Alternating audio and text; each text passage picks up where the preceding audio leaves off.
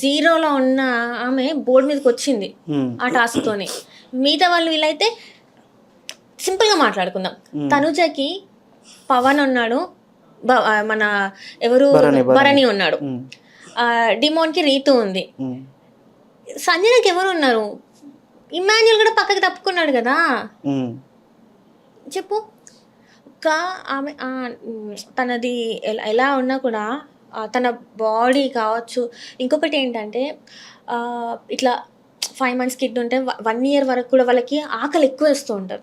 అందుకే 7 గుడ్లు తిందంట. అట్లా అని కాదు, నేను చెప్తున్నా, ఫుడ్ ఉంటుంది అది హ్యూమన్ బీయింగ్. అంటే అమ్మాయిలో ఒక బర్త్ అయిన తర్వాత చాలా చూడాలి. నువ్వు మన సైన్స్ ప్రకారం కూడా చాలా చాలా ఉంటాయి. అవన్నిటిని తను మెయింటైన్ చేస్తూ వీళ్ళందరితో ఫైట్ చేస్తూ అక్కడ ఏ గొడవలైనా కూడా తను ఫేస్ చేస్తూ ఇక్కడ వరకు వచ్చింది. ఇంత ఎవరు ఫేస్ చేశారు చెప్పు? ఏ కంటెస్టెంట్ ఫేస్ చేశారు చెప్పు?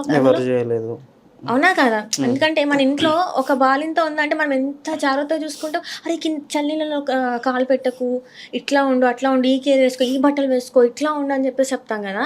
ఈమెకి ఎవరన్నది కన్సిడర్ చేసిండ్రా ఒక్కరైనా?